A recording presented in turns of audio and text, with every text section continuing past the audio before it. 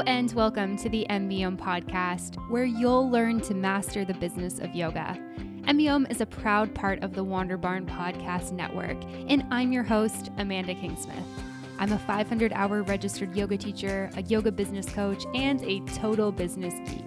Here at MBM, you'll learn everything you need to know to create a sustainable yoga business by learning from myself and guests from around the world about how they built their yoga businesses, and about how you too can become a successful yoga teacher, studio owner, and much more. All right, let's dive in.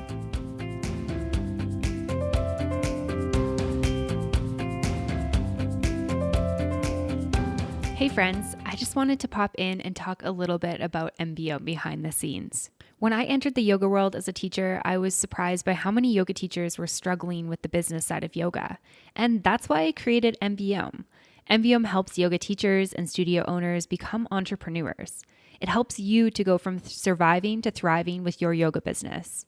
I am on a mission to change the yoga industry, to teach yoga teachers and studio owners about the business of yoga, and to help you feel more confident, successful, and abundant. After releasing hundreds of podcast episodes, I want to create content that dives deeper into helping yoga entrepreneurs thrive and elevate their businesses. This is where MBM Behind the Scenes comes in. Each week, you will get bonus content from the weekly guest or myself, diving deeper into how you can take the teachings and apply them to your business. This podcast is designed for yoga teachers and studio owners who are ready to take it to the next level. If you enjoy MBM and have been looking for an affordable way to learn more, this is it. For the cost of 2 lattes per month, you will get never-before-heard content that you can't access anywhere else that will give you tangible ways to dive deeper into your yoga business. If this sounds like something you're interested in, let's dive in. Head on over to patreon.com/MBM Yoga and sign up to get behind the scenes now. Once again, that's patreon.com/MBOM Yoga to get all the exclusive behind the scenes content. I'll see you there. Hello, everyone, and welcome back to another episode of the MBM podcast. I'm super excited that you're joining me for today's episode of the show. Today's episode of the podcast is brought to you in part by Offering Tree. Offering Tree is your one-stop shop for all things yoga business, including your website, your scheduling and payment software, your email marketing, and so much more. You're going to hear more about Offering Tree coming up a little bit later on in the episode, so stay tuned for that. On this week's episode of the podcast, I am very excited to be joined by Renee Clair from the Productive Wellnesspreneur. And Renee was on the podcast back in May 2020 talking all about how to hire great people in your business.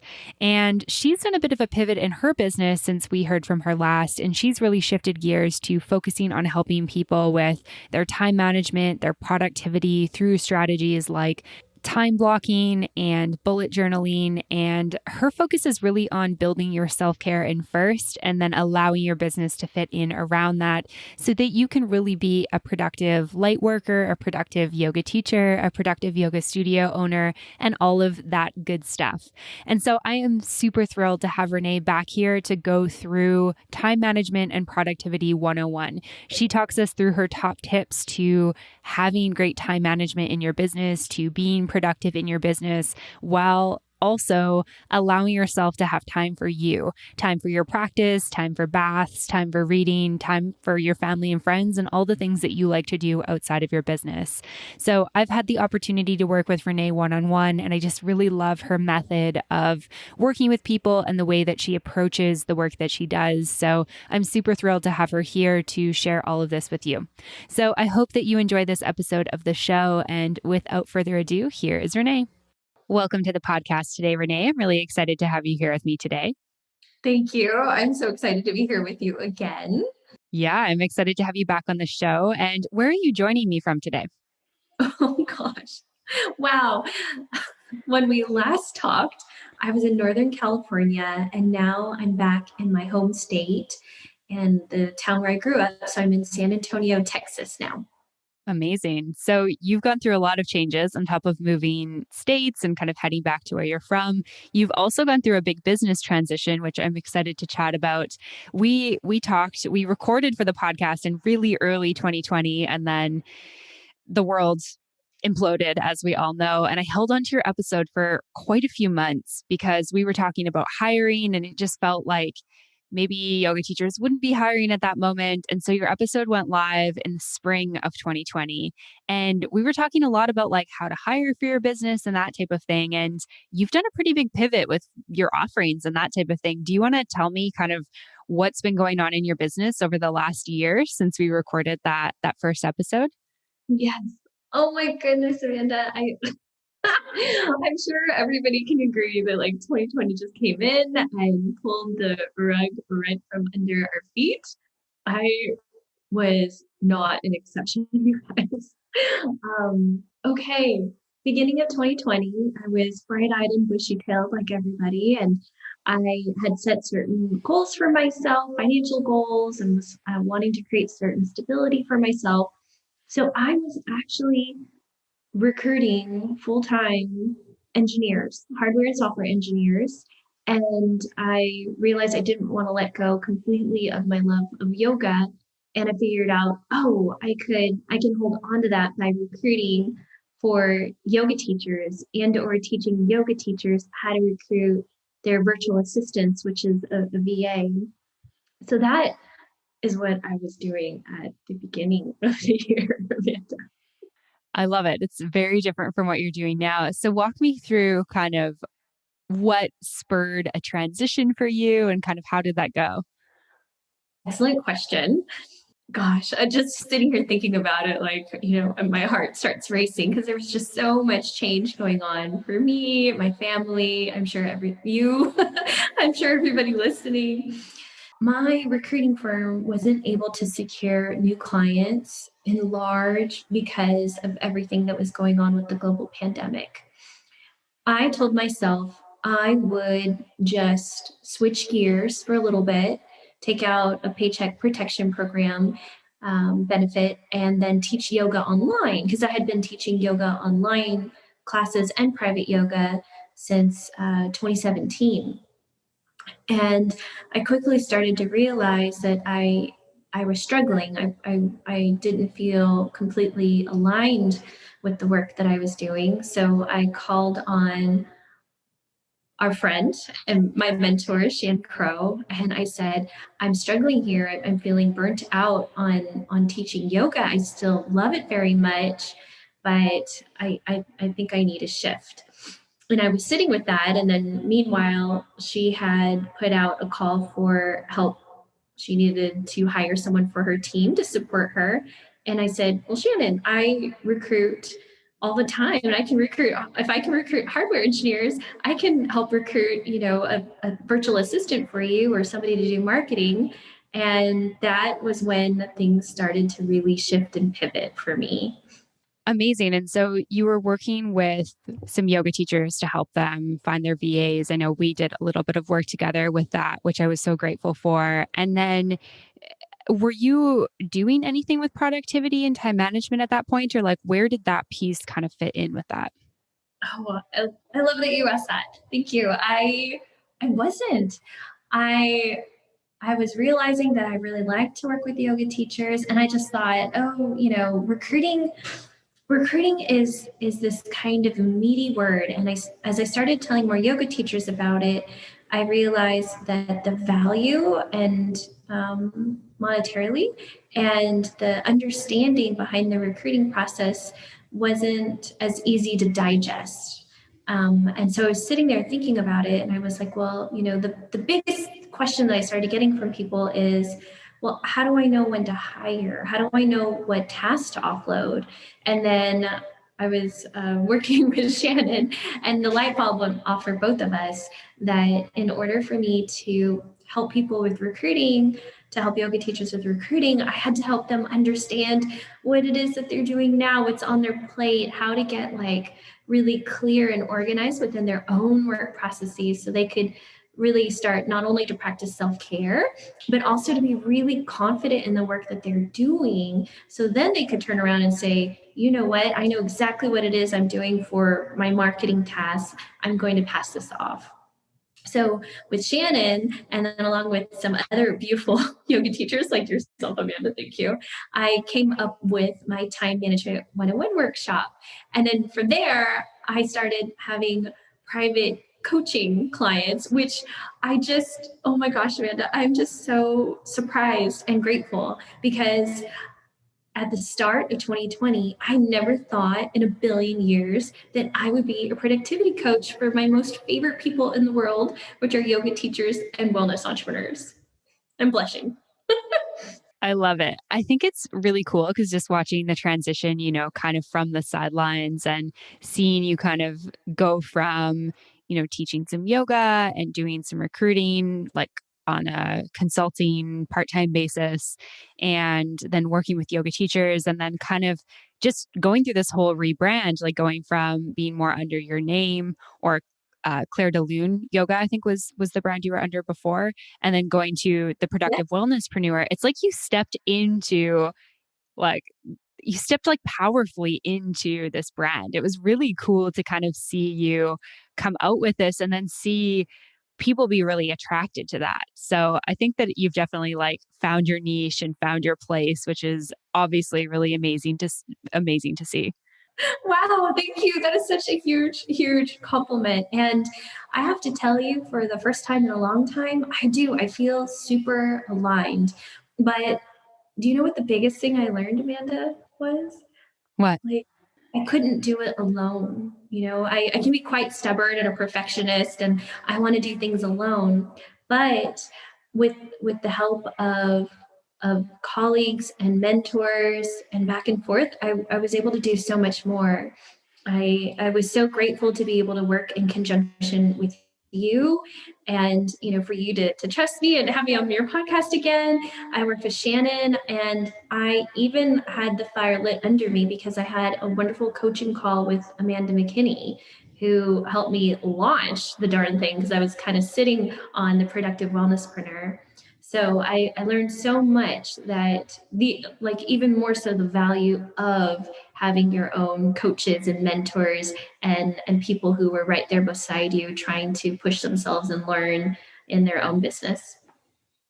Yeah, yeah, absolutely. I think that that's one of the things that I've really learned over the last year too. And I think that part of my natural tendencies are to try to just like take it all on myself and not admit weakness and not ask for help with things I'm struggling with. And it's been as I've really worked with that personally and opened up to that, I feel like I've just had, a lot of growth happen. And it's amazing what can happen when you just ask people questions or, you know, reach out to people that you trust and be vulnerable with them. And so I love that you were able to work with some amazing business coaches who are, dear friends of mine and be able to get that assistance. Thank you. Me too. And so you do amazing work with productivity and time blocking. You've done a workshop with my community before, and I've worked with you one on one, and you've really helped me kind of set my boundaries in my business and with the clients that I work with. So I would love to share some of that goodness with everyone listening. Can we dive into time management and productivity a little bit? Yes, I geek out on this stuff. So, of course. Amazing. So for somebody listening who is, a yoga teacher or a studio owner, where do you start with this stuff? That is a really great question. I say sitting down and really looking at what it is that you're doing. And and for most of us as caretakers, as yoga teachers, as wellness entrepreneurs, that should, in my opinion, my humble opinion, start off with your self care, taking a really good look at your schedule and really asking yourself the hard questions. Am I showing up as the person that I want to be? Not only for myself, but for my friends, for my family, and my clients, especially when it comes to creating a prosperous business. And so I feel like this is probably something that people find surprising. Usually, when you hear like productivity or time management, you think like hustle, hustle, hustle. And one of the things that I really love about your whole method around this is that, when we sit down to look at my schedule, you're like, okay, where's your self care? And I'm like, oh, self care happens like after I get my to do list done. And you're like, no, self care happens before you do your to do list. So I really love that method. And for anyone who's thinking like, gosh, I don't have my self-care scheduled. Like how do we get started with this first step of self-care? All right. Now we're talking about my favorite thing. My favorite time management technique is called time blocking. So what I love to like encourage people to do is first and foremost, think about their ideal schedule, right? So I know that sometimes we can have these false beliefs come up in our mind that say, don't think about your ideal schedule. You can't have that right now. But the truth is, maybe you can't have it 100%, but you can start implementing some of it, right? So really thinking about your ideal schedule when it comes to your self-care. Like, when do you want to wake up? What does your, most wonderful morning routine look like? When would you like to have a break during the day? Which I strongly encourage it to be a lunch break so you can actually nourish your mind and your body and actually take a break. But I know a lot of people like to skip lunch sometimes, so at least a break during the day. And then what would your downtime look like? What do you want to do? When do you want to get off work?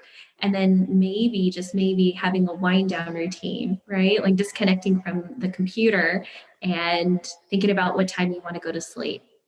When people start to really like look at this, Amanda, they start to realize, oh my gosh, I really want, like, I think in your case, like 9 hours of sleep, but I'm only getting like 6 or something like that. Or, oh, I really want to incorporate more meditation time. And I don't really want to start my day until 10 a.m., but so why am I making myself start my day at 9?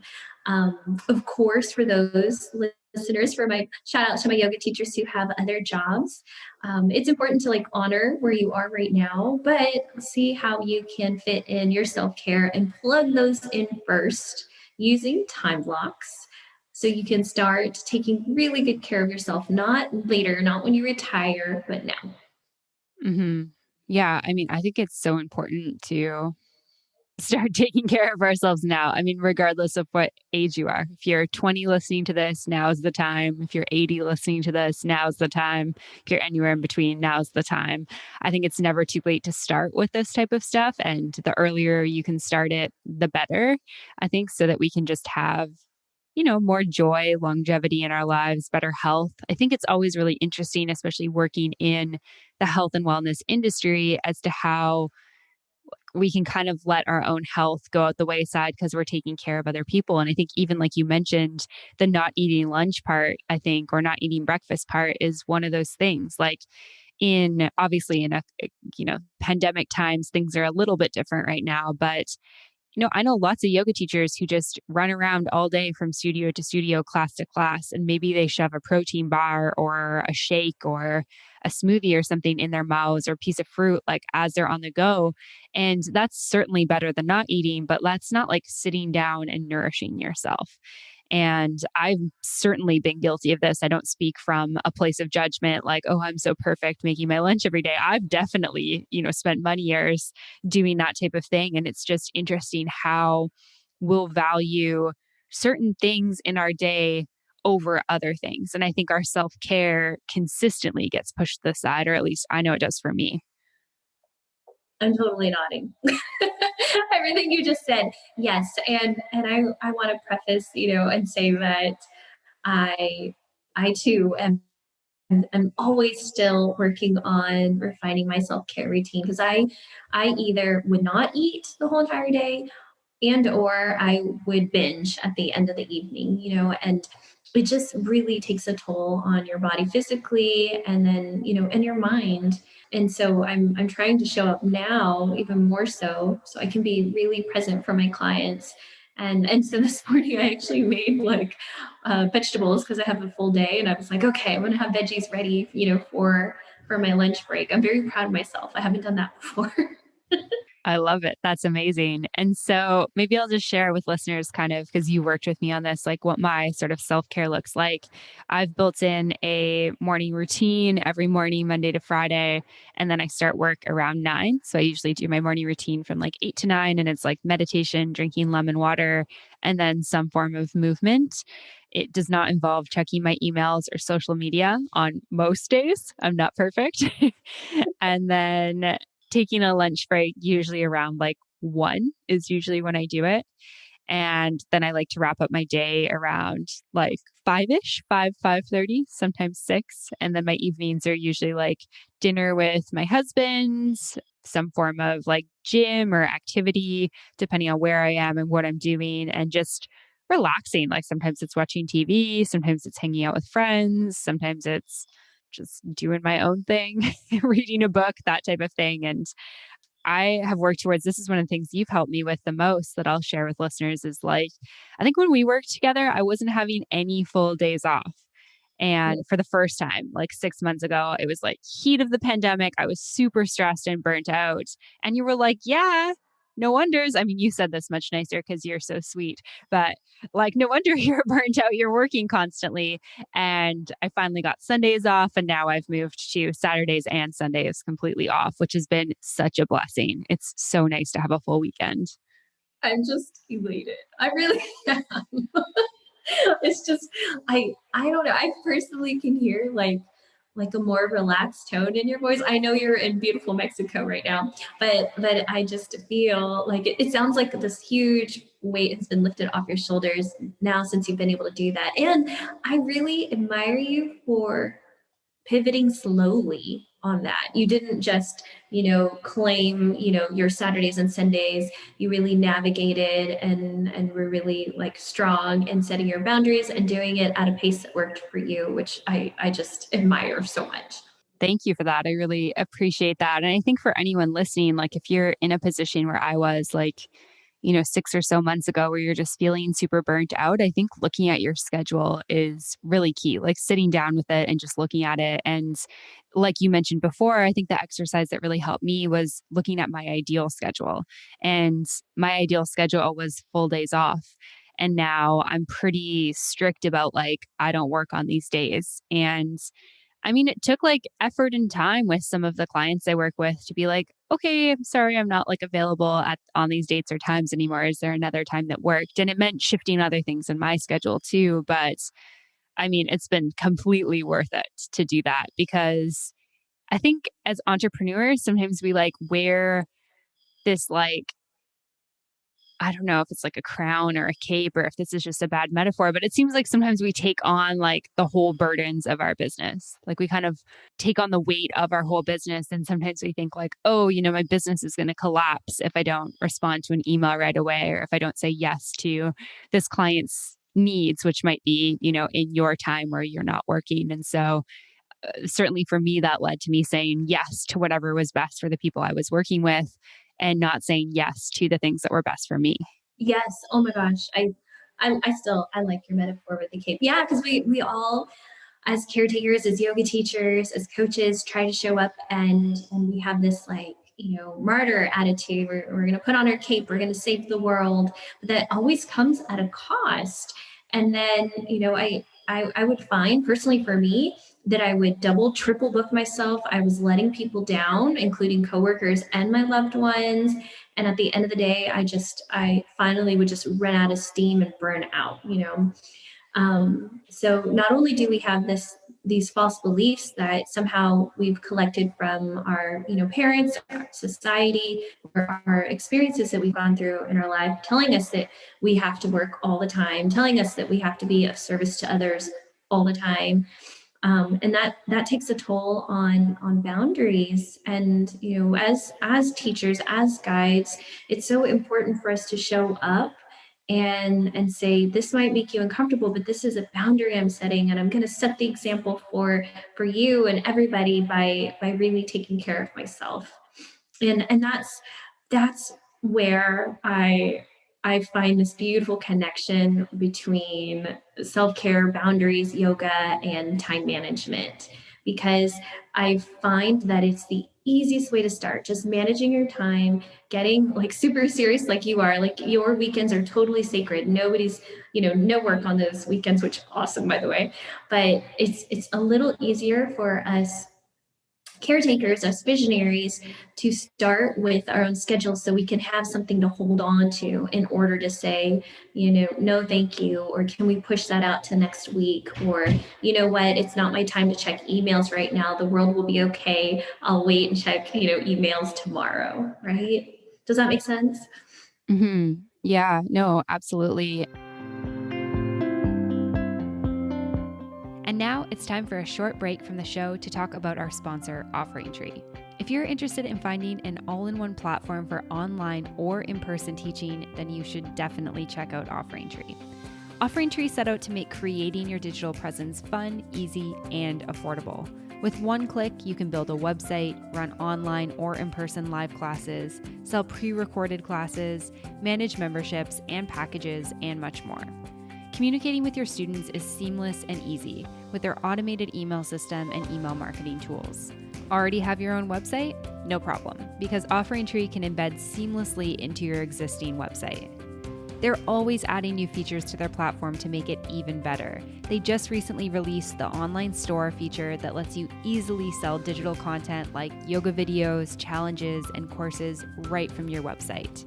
If you're looking for a single platform to take care of all of your online and in-person teaching needs, then visit offeringtree.com/MBM. Offering Tree has been supporting MBM for over a year now, and I not only love the product, but I also love the people. Offering Tree is providing special pricing for MBM listeners, so be sure to visit offeringtree.com/MBOM. That's offeringtree.com/MBOM to receive the discount. All right, now back to the episode.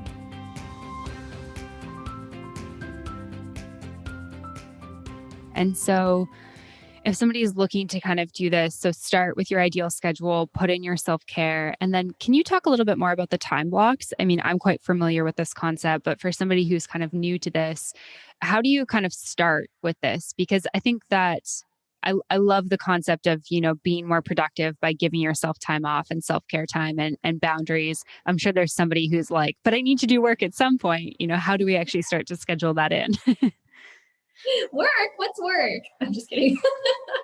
Yes, of course. So, for those of you who've never heard of time blocking, or maybe you have and just need a refresher, the way that I define time blocking is grouping a task or grouping a set of tasks into a chunk of time, right?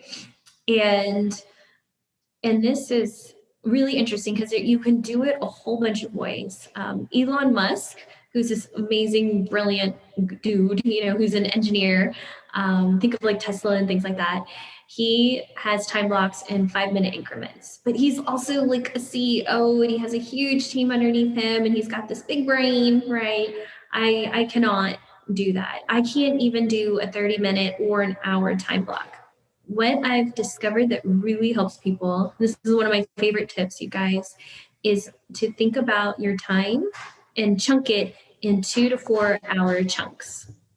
So my self-care routine is anywhere from 5 a.m. to 9 a.m. or 6 a.m. to 9 a.m. So that's like roughly like 3 to 4 hours in the morning. And then I'll create like my work time blocks during the day. So at first, start off with your self-care and create those, 2 to 4 hour time blocks, of course, right? An hour is good for lunch. I say, let me back up here for a minute. If you want to do an hour time block, only try to do one thing. The reason why I suggest 2 to 4 hours for a time block is because it allows for interruptions, you guys. We have so much going on. A lot of us are working from home. You might have some kids. My dog is pacing. She needs to go to the bathroom right now. So a bigger time block, a bigger chunk of time allows for those interruptions to happen, but still gives you plenty of time so that you can really conquer your tasks. I really like to encourage people to have around, 2 to 3 to 4 blocks of time for your work.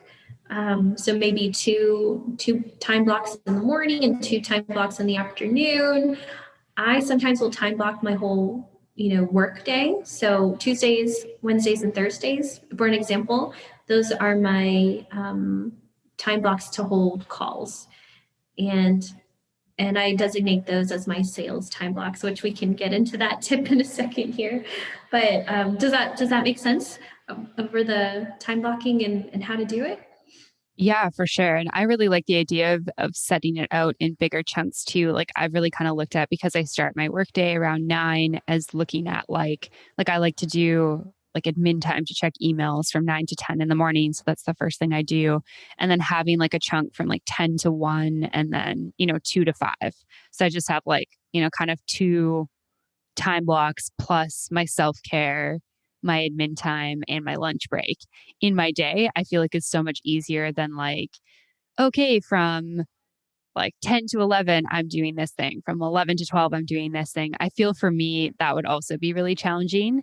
But everyone's different, right? Like, I feel like part of it's kind of testing it and then seeing how it works for you and then readjusting. I mean, we've both talked about kind of off the air, like, redoing your schedule like every couple of months type thing, or as something changes, you have to adjust it and whatnot. So, yeah, I think that that definitely makes sense to me. Yes. I I want to hold space to say that your time blocking schedule is like sort of this like living, breathing document. It moves and changes with you. And I know that I think it's something in our ego that we really like to like hold on to something and are like, okay, that's it. And that's how it's going to work. And once I do this one thing, it's, my life is going to be more smooth. And so time blocking and creating your master time blocking schedule is just a framework.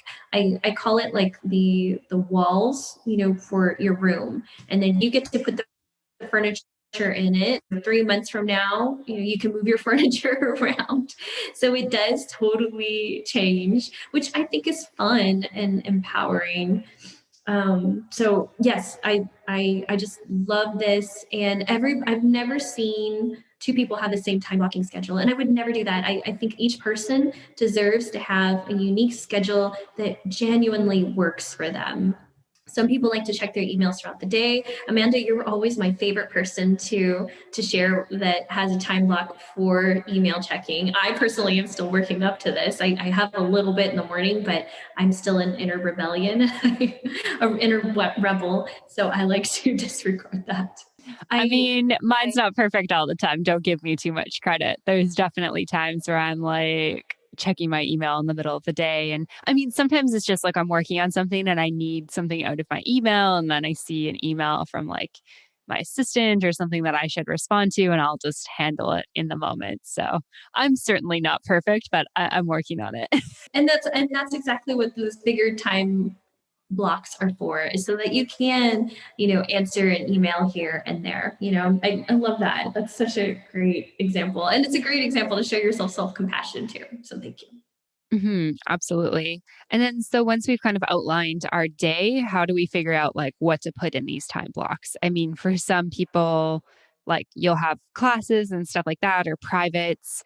How do you kind of decide what goes in these spaces though? Sure. What is really difficult, and this was difficult for me, but what I see, what the first thing that happens is when you're creating your time blocking schedule and you're plugging in your classes or calls or school, you start to feel a little discontented because you're like, oh my gosh, wow, what I'm doing right now doesn't match up.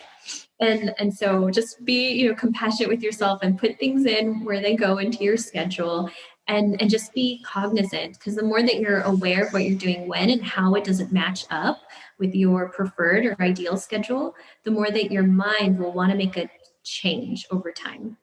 But okay, so here we go.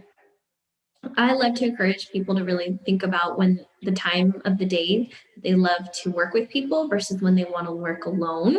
That can really help as far as knowing when you want to teach your classes, when you want to have private sessions or private phone calls, take trainings, that kind of thing.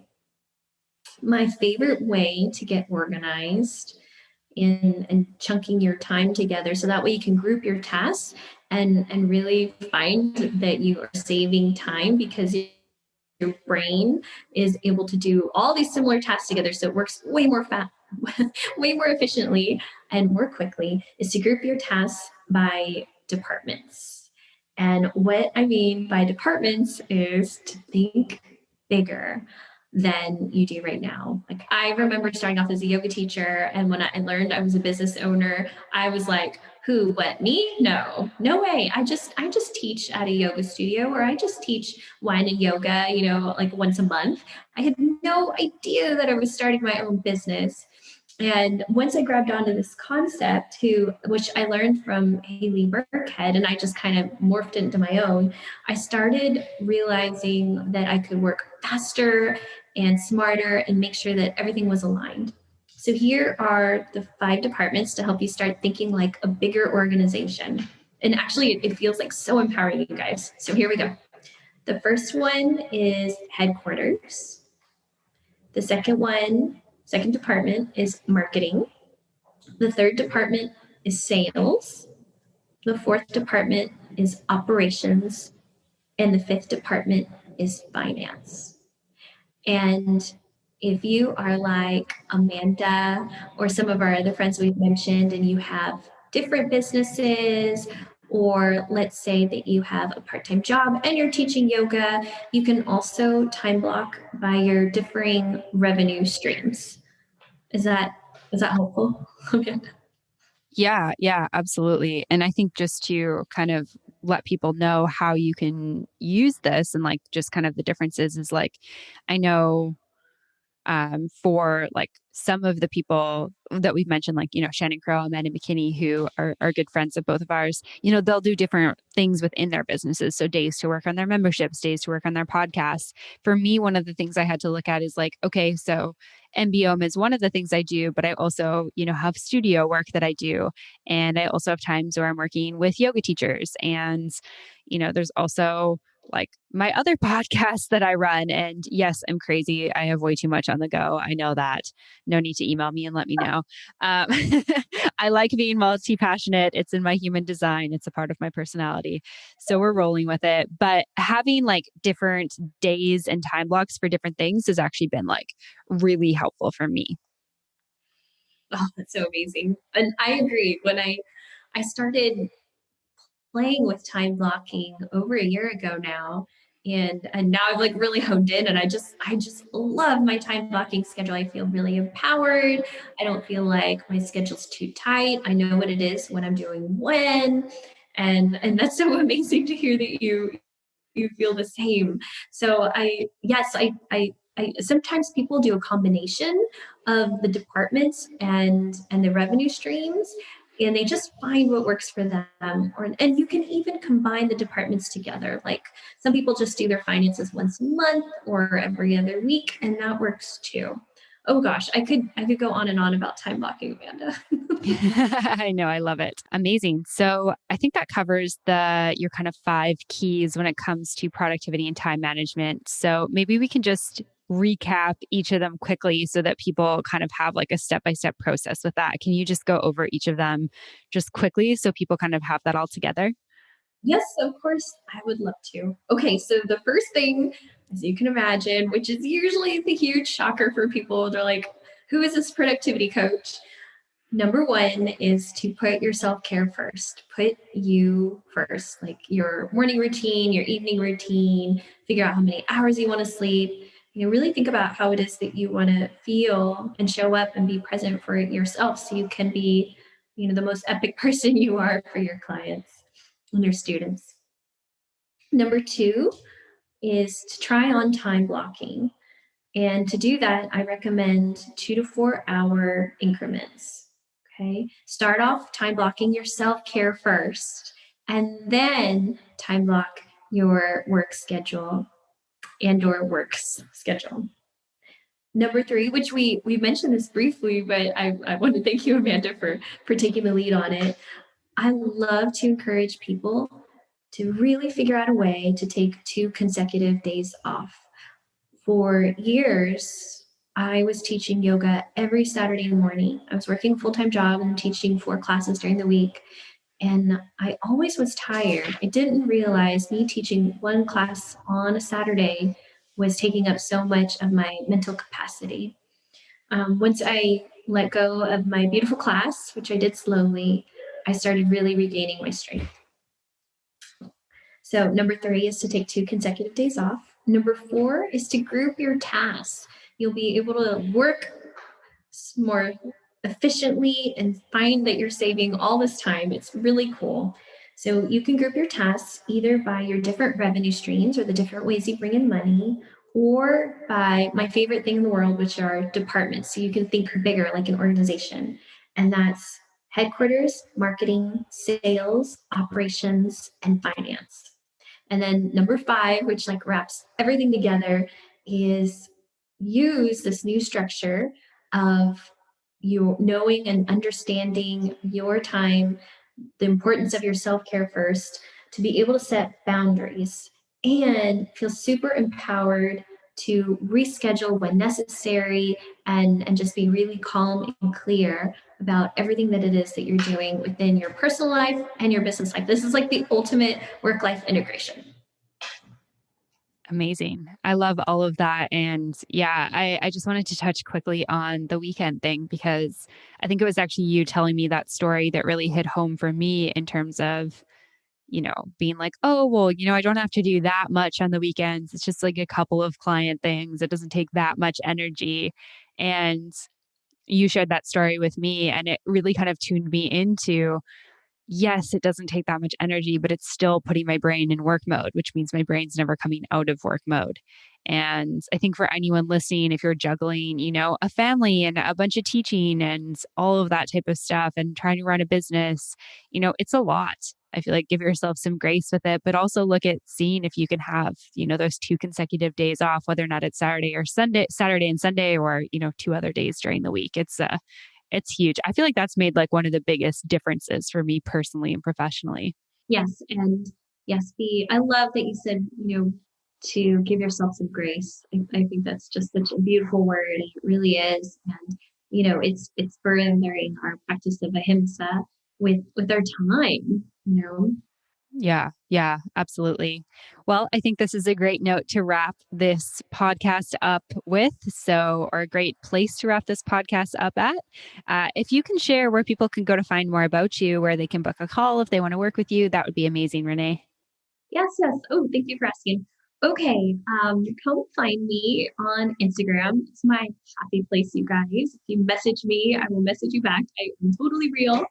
My Instagram handle is at the Productive WP, because to put in Wellnesspreneur is just way too long. And then my website is really cool. I just recently created a free resources page. So I have other podcast episodes that I've done with Amanda on MBM and Matcha Mornings. I would really love for you to go to that page and listen to those. And I'll post this one on there too, Amanda. But I also have a time blocking guide and worksheet to get you like started on this journey. It's on the free resources page. And my website is www.renee, so that's RENEE dash Clair, CLAIR.com.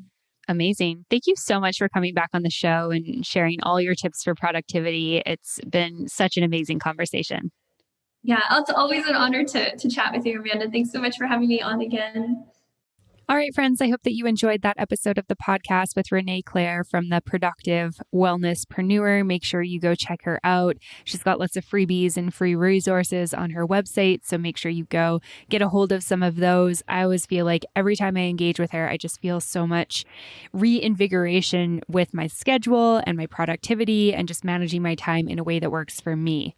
And one of the things that Renee and I didn't have time to cover on this episode was automation and batching, which is a huge part of having time for you.